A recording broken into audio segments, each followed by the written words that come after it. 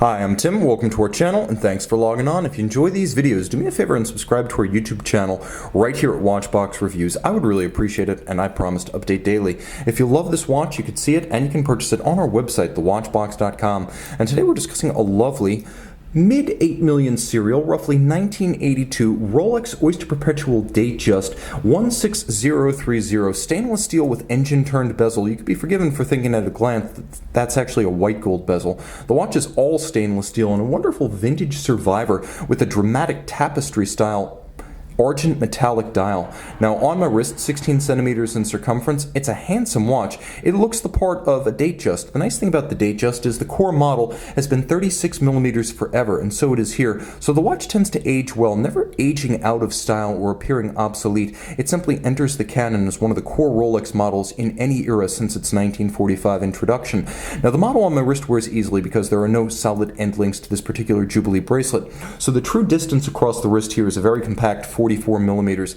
The thickness of the watch is somewhat greater than expected at 12.8 millimeters, but much of that is the large and vaulted plexiglass crystal that was fitted to this generation of Datejust. The watch does have a 20 millimeter spacing, and as you can see back then, the Datejust had strap tool apertures in the lug, so you can swap pretty easily if you want to change the look of this watch. I think it would look fantastic on a matching gray alligator leather strap, but you will have a world of options in that 20 millimeter size. You can see Jubilee Bracelet. This was born with the Datejust back in 1945. That was the 40th anniversary of Rolex, founded 1905, and you can see that the Jubilee Bracelet has been part of the catalog for the 36 millimeter watch ever since. Satin finished large outers, polished centers. You can see we're in the era of hollow center links and hollow end links, so it does have a little bit of an evocative Rolex rattle, but nothing to undermine the structural integrity. This one retains all of its original structural integrity and substance. You can see even then the removable links were fixed by screws, so you do have some options for sizing without resorting to the apertures that are drilled into the clasp, giving you the ability to change the anchoring point of the bracelet inside of the clasp. You can see that it snaps shut, and this one's undergone some refinishing, but not disastrous amounts of refinishing, as the crown still has plenty of volume and definition on the satin finished cap of the bracelet itself. Open everything up.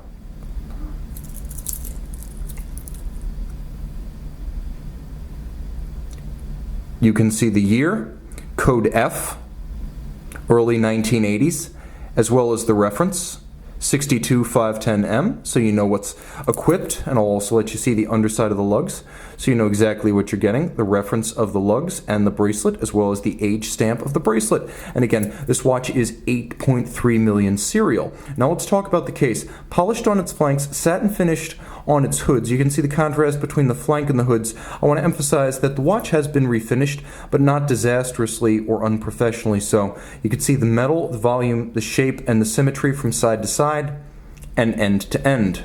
There is a Rolex twin lock crown in stainless steel, and then you have that engine turned bezel, which again looks a little bit like the fluted gold at first glance, but the closer you get, the more you realize it's a bit more nuanced even than the fluted bezel. Made of steel, and yes, engine turned, there are large ridges and then there are small ridges in between, and it gives the watch a more, I would say, deco style look, as it has a machine age aesthetic about it that seems evocative of the tail end of Art Deco in the late 30s, early 40s.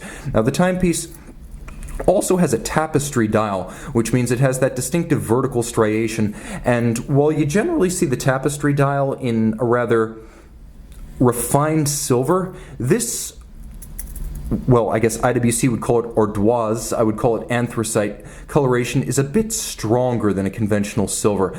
It also shows the ridges to better effect, their sharpness and their depth. Now there are white gold indices, white gold hands, white gold Rolex coronet, so these components, all of which are original tritium, have aged quite well, as the white gold is immune to tarnish and oxidation over time. You can see outboard there's a railroad track with stylized Roman numerals. It's the original T dial, and the watch is a certified chronometer. You can see the open 9, open 6 date disc in there, and of course the Cyclops eye, like the rest of the crystal, is plexiglass. Underneath the case back, the high beat Rolex caliber 3035. It was a transitional caliber between the old 1575s and the later 3135. Automatic winding, 42 to 45 hour power reserve, 28,800 vibration per hour beat rate, 27 joules, a free sprung balance with an overcoil hairspring, adjusted in 5 positions and COSC chronometer certified. It effectively functions like a modern Rolex in terms of power reserve, stop seconds, the quick set system, the COSC certification, and the watch with the screw down crown was water resistant down to 100 meters. While I don't recommend you test the limits of this watch's water resistance in the modern age, as it's now considerably vintage by almost any standard. The timepiece nevertheless will pass a water test such that I can recommend the watch for surface bathing. Again, have it regularly water tested, but this watch for the most part still meets all of its original technical standards in terms of chronometry and hermeticity. A lovely throwback that you can wear without any real compromise that still looks like a Datejust in 2019. You can see and own this Datejust 16030 in stainless steel on the watch box.